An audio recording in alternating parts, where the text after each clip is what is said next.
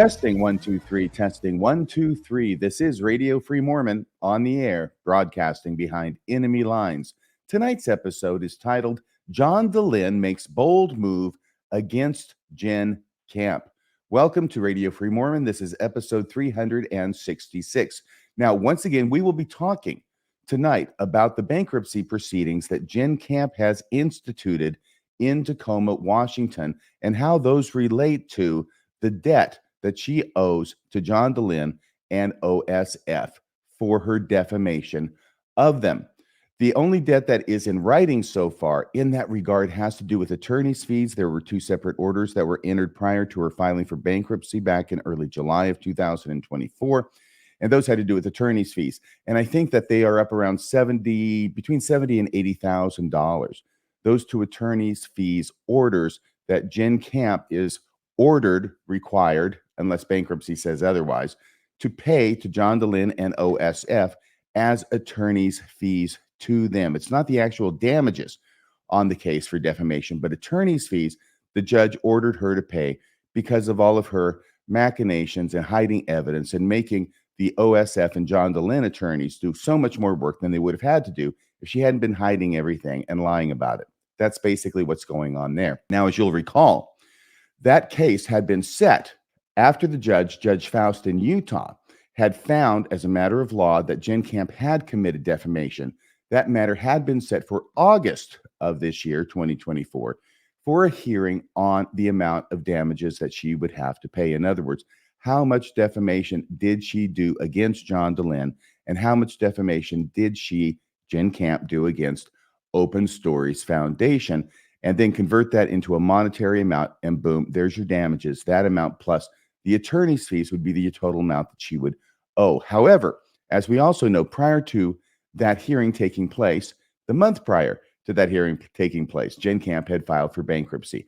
And to review, bankruptcy creates an automatic stay. And what that means is once you file for bankruptcy, any other proceedings that you have going on in any other courtrooms throughout the country, it doesn't make any difference where, or really so much what they're regarding, but those are automatically stayed, and jurisdiction for those court proceedings gets vested in the bankruptcy court where bankruptcy is filed. So, having said that, the damages hearing went off the calendar immediately. In fact, Jenn Kamp had filed over the 4th of July weekend, filed for bankruptcy, and that was immediately prior to a motion that John Dehlin and OSF had before the court to have the sale of their home be stopped. Once again, Jenn Kamp had transferred all of her interest in the family home, the primary asset in the family, to her husband, Jason, prior to filing for divorce in Utah. So there's all these permutations, all of these strange things going on with the Jenn Kamp case and with the Jenn Kamp bankruptcy case. But as I said, I had expected everything just sort of to take place now in the natural course, in the normal course of things, where Jenn Kamp would present a repayment plan that ultimately would be approved by the trustee and the judge, that John Dehlin and OSF and the money that she owes them or would owe them would be left to the side because they are not secured creditors. There are plenty of secured creditors that take the place ahead of unsecured creditors like John Dehlin and OSF that will be paid off some amount out of the proceeds in the bankruptcy. But the bankruptcy estate of Jenn Kamp is so small and the secured creditors have so much that she owes them that it is unlikely that they would ever get the secured creditors paid in full, much less start going down to the unsecured creditors for them to get anything back on the money that Jenn Kamp owes them. And so because I thought that would be the normal and natural conclusion of the case, I also said on the last podcast about it that I expected that would be my last podcast about the bankruptcy case involving Jenn Kamp. But I was wrong because something happened. John Dehlin makes a bold move against Jenn Kamp. Let me tell you in thumbnail form what that is, and then I'm going to get to the motion that they filed and tell you what's going on. The thumbnail version is this. Once again, we know that the hearing for defamation damages never took place in Salt Lake City because Jenn Kamp filed for bankruptcy. We also know that filing for bankruptcy takes all other ongoing cases and vests jurisdiction of them in the bankruptcy court. So What could happen in bankruptcy is that John Dehlin could continue to litigate the defamation case in bankruptcy court. If he did this, the bankruptcy judge doesn't really know anything about what's been going on for over a year down in Utah. And so it would make more sense for the judge who knows all about everything that's been going on, i.e., Judge Faust in Utah, to conduct the damages hearing rather than the bankruptcy judge in Washington, who really doesn't know very much about it at this point. And so the motion that John Dehlin has made through his attorney is to ask the judge to lift the automatic stay order temporarily so that the case from Utah can be transferred out of bankruptcy court in Washington back to Utah for the limited purpose of having Judge Faust conduct the damages hearing and come up with an amount of money that is owed by Jenn Kamp to John Dehlin in the damages hearing. Boom, that hearing in Utah would be over. The damages would be entered as an order, and then jurisdiction would transfer back to Washington state. Exactly. So the limited purpose for the temporary stay that is moved for is to have that damages hearing in front of Judge Faust because he knows what's going on, or at least knows what the background is to the case, since he's the one who's been involved in the case since the beginning. Now, this unexpected move, unexpected to me at least, by John Dehlin to ask the bankruptcy judge to remove the case, lift the automatic stay, let it go back to Utah for purposes of a damages hearing, indicates at least one, possibly two things to me, because on its face, it doesn't make any sense. Why on earth would you pay more and more in attorney's fees? And believe me, at this level, they don't come cheap. To go all the way back, first off, to make this motion in bankruptcy court, then to go to Utah, then to have the hearing and pay all this extra money just to come up with a big number, hopefully it's a big number, for defamation damages that Jenn owes to John Dehlin if they can't collect because she's already filed for bankruptcy. That's the first question. That doesn't seem to make a lot of sense and indicates that something else may be going on. What I want to do in tonight's show is I want to read to you the motion that has been made by John Dehlin and OSF for the temporary lifting of the stay, and then talk a little bit about the response from Jenn Kamp, and then I'll get to my suppositions as to why they're going to these lengths in the first place. So here is the motion that was filed by John Dehlin. You can see it is titled A Motion for Relief from Stay by Open Stories Foundation and John Dehlin. As we scroll down, introduction and requested relief. Creditors, that's John Dehlin and Open Stories Foundation, which I'll probably continue to abbreviate just to John Dehlin for the sake of brevity. Creditors, Open Stories Foundation and John Dehlin, through their undersigned counsel, hereby move this court for an order granting OSF and Mr. Dehlin relief from the automatic stay pursuant to 11 U.S.C. 362 to permit them to conclude the defamation lawsuit pending in 3rd District Court in Salt Lake City, Utah. And then it gives the case number for the limited purpose of determining the amount of damages to be awarded as recognized by the Ninth Circuit in, and then they give the name of the case, Christensen versus Tucson Estates, when a bankruptcy court faces issues that are imminently pending in state court, it may abstain and lift the automatic stay. So there's some case law as a basis for what it is that they're arguing for and requesting. Number 2, statement of facts. OSF and Mr. Dehlin host a popular podcast with hundreds of thousands of followers. Mrs. Kamp, a former employee of OSF, was terminated when OSF decided to eliminate her position after she was insubordinate to Mr. Dehlin and lied to OSF's board about what happened. The meeting had been caught on OSF's security cameras and proved that Ms. Kamp's version of the meeting was untrue. After she was terminated, Ms. Kamp began spreading false rumors that Mr. Dehlin had sexually harassed her and other employees. She then threatened to broadcast those rumors if OSF did not pay her more than 3 times her annual salary. OSF refused because Ms. Kamp's statements were false and it had proof. Outraged, Ms. Kamp then broadcast a podcast claiming that Mr. Dehlin had sexually harassed and abused her and 19 other women over a 12-year period, and claimed that the OSF board had covered up numerous complaints of sexual harassment by Mr. Dehlin. She made numerous other false claims in subsequent videos. She tagged the broadcast with OSF's trademark, resulting in nearly 40,000 people, many of whom were OSF's followers, seeing the video. I think that's where she named it Morm Stories instead of Mormon Stories. I think that's what they're talking about there. On February 7th, 2023, OSF and Mr. Dehlin filed a civil lawsuit for defamation against Ms. Kamp in the 3rd District Court in Salt Lake City, Utah, and there they give the case number. Over the course of the lawsuit, when questioned about her basis for making such an outrageous claim and asked about the 19 women, Ms. Kamp identified only 2 women who had ever worked directly with Mr. Dehlin.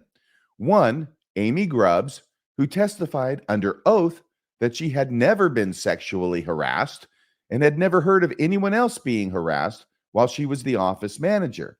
And one, Rosebud, after the OSF board reviewed texts and emails showing that she was pressuring Mr. Dehlin for sex and had threatened to make false claims of harassment against him. The other 17 women were either entirely unknown to him or had never worked for him. In short, Ms. Kamp's statements were knowingly and recklessly false and completely without basis. During the lawsuit, Ms. Kamp wholly ignored the Utah rules of civil procedure and direct orders of the Utah court, missing deadlines, filing frivolous motions, and hiding, withholding, and destroying evidence. Ms. Kamp litigated in a manner intended to increase the cost of litigation, resulting in the court entering 2 attorney's fees awards against her.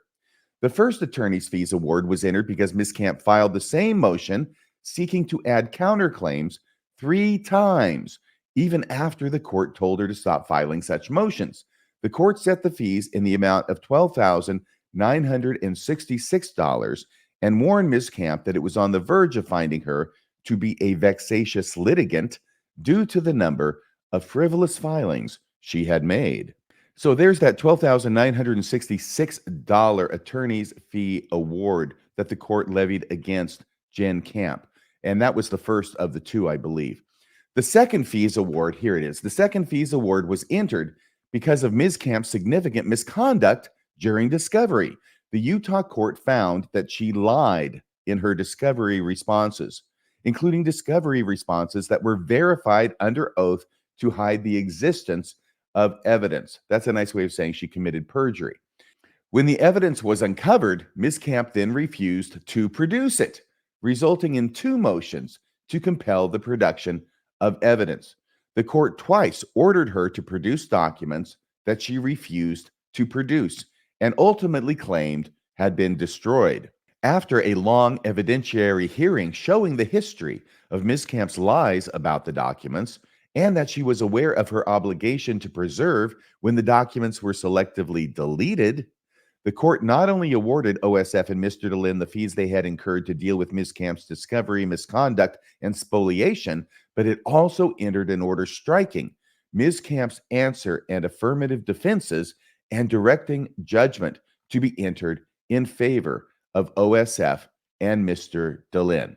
The evidence she destroyed and the timing of the destruction led the court to the reasonable conclusion that the evidence would have supported OSF's position.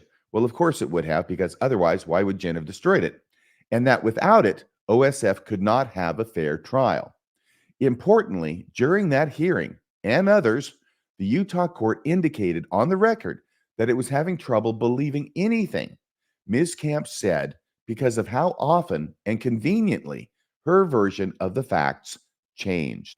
The court scheduled an evidentiary hearing for August 15th, 2024, to determine the amount of damages to be awarded to OSF and Mr. Dehlin. Immediately after the court entered judgment against her, Ms. Kamp released 8 new videos repeating the defamatory statements and pointing them to court filings wherein she made even more horrifying and false statements about Mr. Dehlin and identified his minor daughter by name. On June 16th, 2024, the court entered a permanent injunction enjoining Ms. Kamp from alleging or insinuating that Mr. Dehlin had sexually harassed her and other OSF employees. The court included the threat of jail time if Ms. Kamp continued to defame Mr. Dehlin and OSF. OSF and Mr. Dehlin submitted an affidavit proving up the fees they had incurred as a result of Ms. Kamp's spoliation and violations of the rules of procedure and the court's orders. The attorney's fees affidavit supported fees in the amount of $67,000, $67,047.50 to be exact. Ms. Kamp did not object to that affidavit, and the amount requested was expected to be entered by the court around the time Ms. Kamp filed for bankruptcy. So possibly that order was not actually entered, the second attorney's fees order.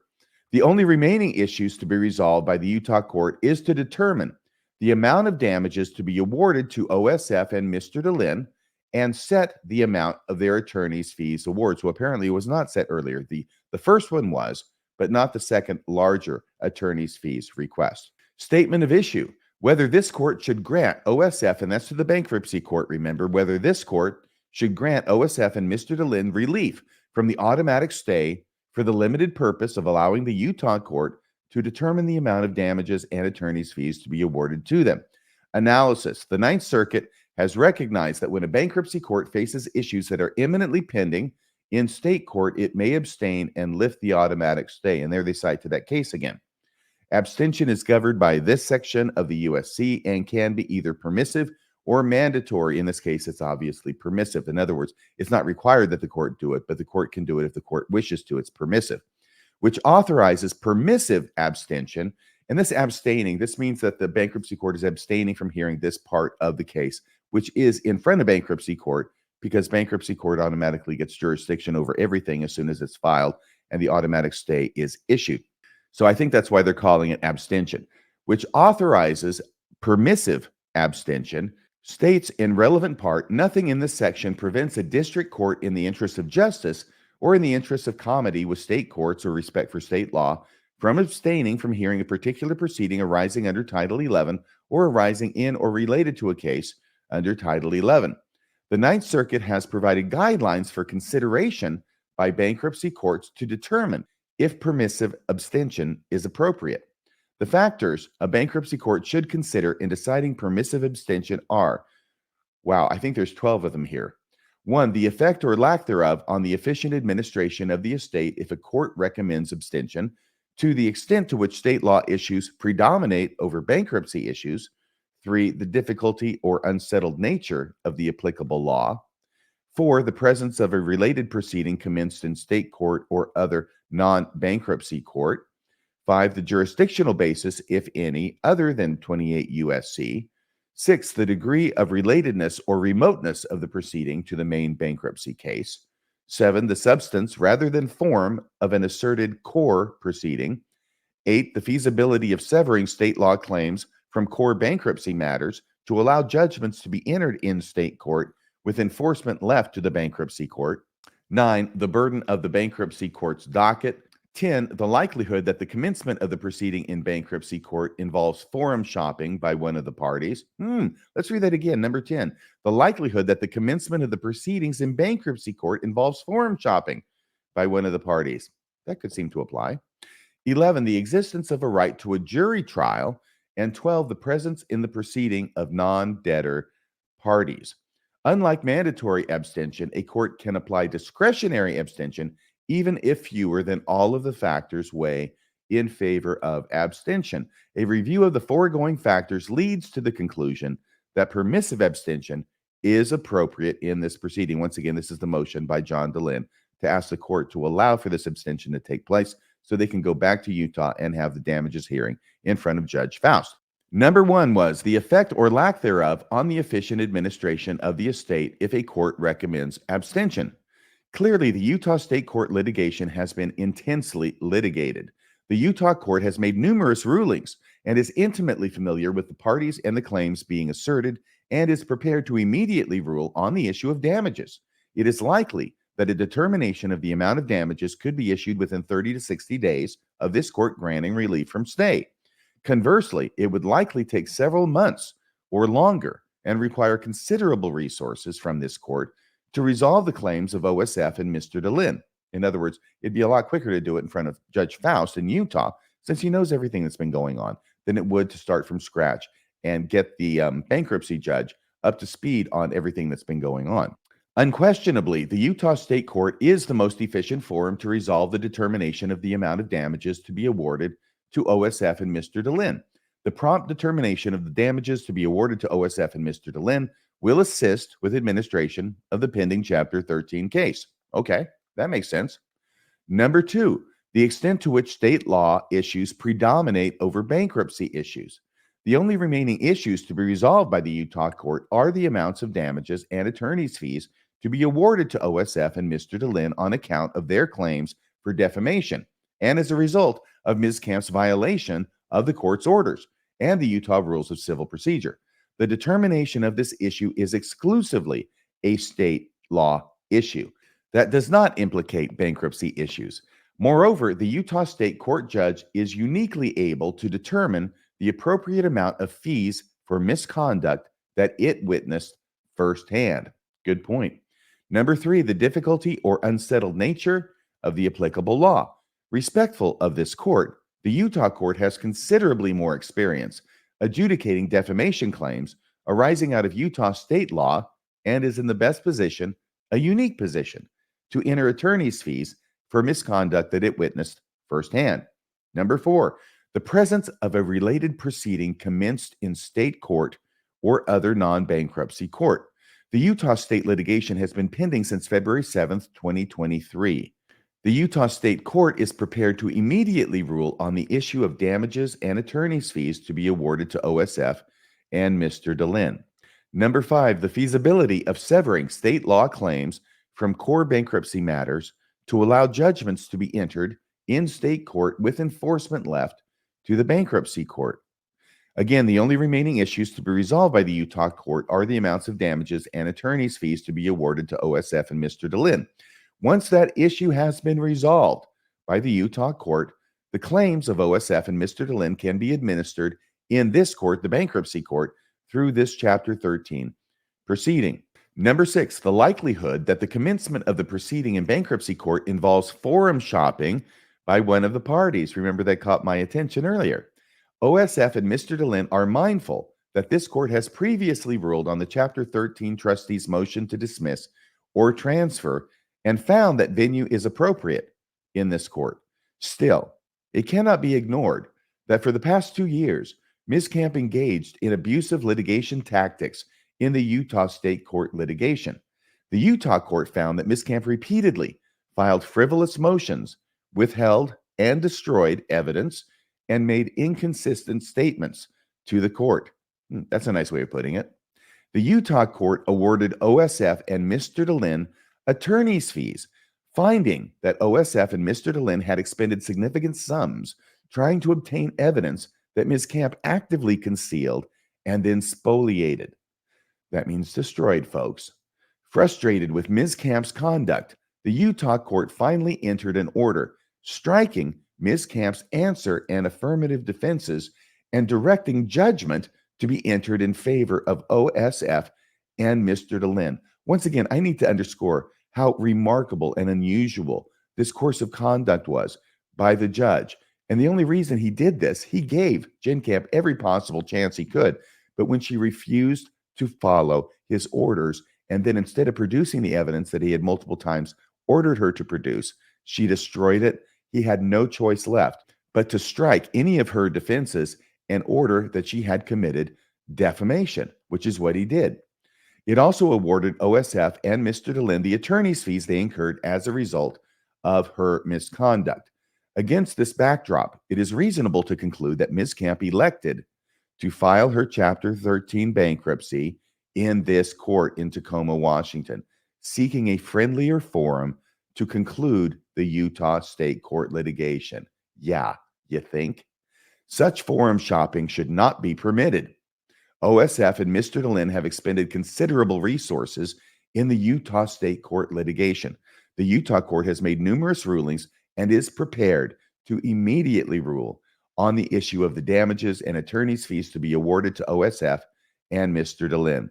The interest of justice weighs heavily in favor of allowing the Utah court to determine the amount of damages and attorney's fees to be awarded. And now the summary. By the way, you'll notice that out of the 12 elements that are supposed to be set forth to be analyzed in motions like this for permissive abstention, they have analyzed only 6, and presumably they've analyzed the 6 that they think favor their case.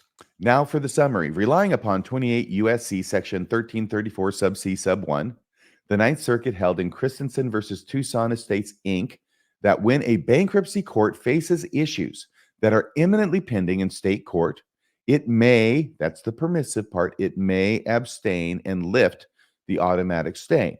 In the instant case, by the way, instant case just means the case under consideration, the case we're talking about, this bankruptcy case with Jenn Kamp.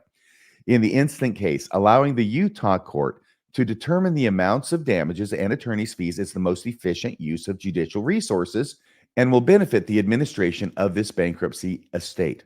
The Utah court has been presiding over the dispute between Ms. Kamp and OSF and Mr. Dehlin since February 7th, 2023. The Utah court is intimately familiar with the issues between the parties, having entered numerous rulings in the lawsuit, and is now prepared to immediately rule on the issue of damages and enter its attorney's fees award. I mean, they're talking to the bankruptcy judge and saying, look, this is a really complicated thing. We got a judge already on board down there in Utah. He's ready to enter the damages ruling. He's ready to have the hearing. He knows the ins and outs. He knows everything that's been going on. You really don't. And it's going to take an awful lot more time from you, Your Honor, in the bankruptcy court to get up to speed on all this stuff and have to do all the homework in order to have the hearing here. Why not just lift the stay temporarily? Let us go down to Utah to the judge there, Judge Faust, who's all ready to go on this. Makes sense to me. We'll see if it makes sense to the bankruptcy judge. OSF and Mr. Dehlin respectfully ask this court to grant relief from stay for the limited purpose of allowing the Utah court to determine the amount of damages and attorney's fees to be awarded. Once that decision is made, that information can be provided to the Chapter 13 trustee for administration in this Chapter 13 proceeding, respectfully submitted the 17th day of September, 2024. And there it is, signed by the attorney for John Dehlin. Okay, so there is the motion. Let's go to the top part of that motion. Upper right-hand corner, you'll note that it was scheduled, hearing date, October 10th, 2024. I'm recording this on Friday, October 11th, 2024, and I waited to record it today so I could tell you what happened at the hearing. But before I get to what happened at the hearing, let me review very briefly the response from Jenn Kamp to this request. Of course, she doesn't want to have to go back to Utah in front of Judge Faust. She wants it to stay in front of this new judge in bankruptcy court to have the new judge in bankruptcy court determine the amount of damages that she owes for her defamation. All right, so here is that response from Jenn Kamp that I have up here on the screen now. You can see it is titled Her Response to Motion for Relief from Stay. And it goes through a number of things. And really, the main thing that's of importance here is down here in page 3, which I've highlighted.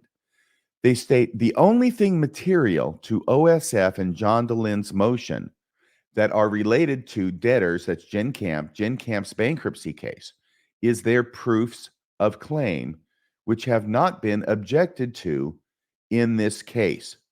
Now, this is an interesting thing because they are not saying they're not going to object to their claims. Let's back up a second. Claims have been made by Dehlin and OSF as to certain things, and I don't know if they have actually submitted their claims for damages yet. They may have not. But what this seems to be saying is that from Jenn Kamp's point of view, that those claims have not been objected to by Jenn Kamp. So if they have not been objected to by Jenn Kamp, you don't have to have a hearing to establish them. They simply get entered because the other side doesn't object. Does that make sense? In any kind of a motion, one side brings a motion for something and the other side usually objects, right? like they're objecting here to moving it back to Utah for the damages hearing. But one of the things that they're saying is, we're not objecting. We have not objected, really, is what they're saying. We have not objected to the claim. If they don't object to it, then it happens. So this part is very key, and it's going to be key to what the judge ends up ruling in this case, is that Jenn Kamp is saying that they have not objected to the claims that have been made by OSF and John Dehlin. If she continues to not object to the claims, in other words, if they bring in their claims and they say, this is how much we are claiming that she owes us for the defamation that she caused, and which Judge Faust has already found that she committed, this is how much we're saying she owes us. If she does not object to that, then it is simply entered as it is proposed by John Dehlin and OSF. If Jenn Kamp doesn't object to it, it gets entered. And what this is saying here now in her response to their motion to transfer it to Utah is she hasn't objected to it yet. Well, if she continues to not object to it, we don't have to transfer it to Utah. We don't even have to have the hearing on damages in the bankruptcy court either, because it will have been entered by Jenn Kamp's failing to object to the claimed damages by John Dehlin and OSF. I hope that makes it clear enough. What it's not saying in this response is that she will continue to not object to what those claims are. It just says they have not been objected to in this case. And this is the key thing. And the reason I say it's the key thing is this. So let's get to yesterday in court and what happened on the basis of this motion and the response by Jenn Kamp. What the court did, what the judge did in bankruptcy court, is they didn't grant or deny the motion at this point. What they did was they kicked it over to November 7th of 2024. So they kicked it out a month. And in that time period, what they told John Dehlin and OSF to do was to solidify their claims, to put their claims, how much they believed that they were owed in damages for defamation by Jenn Kamp, to present those to the court with a copy to the other side so they could review them, and so that Jenn Kamp could make the decision as to whether she was going to object to them or simply allow them to be entered without her objection. If she objects to them, then a hearing is required, either in Washington or in Utah, but it's got to happen someplace to determine what the amount of damages is. If she does not object to them, then there is no hearing required anywhere. They will simply be entered in the bankruptcy court as not objected to. So that is the status of the case as of now. But it does lead me to wonder, as I said at the top of the show, why on earth would you be spending more money? Why would John Dehlin, why would OSF be spending more money for attorney's fees to seek to get an order of damages, which is not going to be secured and which therefore is almost certainly never going to have even a penny paid on it through the course of the bankruptcy, because only the secured creditors are likely to get any money back from this bankruptcy, and the unsecured creditors will simply be out of luck. Of course, any order on damages for defamation entered at this point would be unsecured, and therefore, why are they going after this order? That's the question I have. Why are they paying attorney's fees to go after an order for damages in defamation if indeed they're not going to be able to get any money out of it? Maybe there are principles at play. Maybe there's a reason that doesn't have anything to do with money that's at play. I honestly do not know what is behind this. However, the thought does occur to me that if you get a damages award for defamation, the next step could be to ask the court to find that the damages award for defamation is not dischargeable in bankruptcy. There are certain debts that are not dischargeable in bankruptcy. Most debts are. But if a debt is incurred by an intentional and malicious act on the part of the debtor, i.e. Jenn Kamp, then a judge can order that the debt thus incurred is non-dischargeable in bankruptcy. You can't get rid of it from bankruptcy, which makes sense under the theory of bankruptcy law, which is you're supposed to give people who may have overextended themselves and gotten in a lot of financial trouble accidentally to give them a fresh start. But it's not meant to give a person who intentionally and maliciously harms another person's reputation or body or anything else.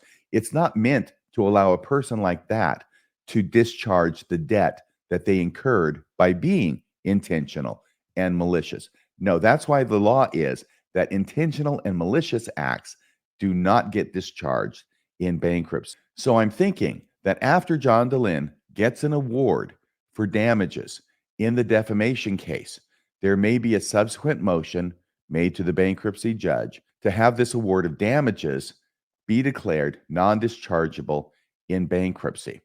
So it will not go away with bankruptcy. It will continue to follow Jenn Kamp thereafter.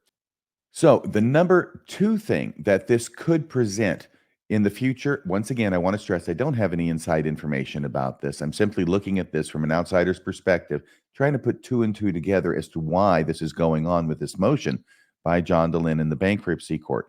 The first thing is that it could lead to an award for damages for defamation that is non-dischargeable in bankruptcy. And what that means is it can continue to follow Jenn Kamp.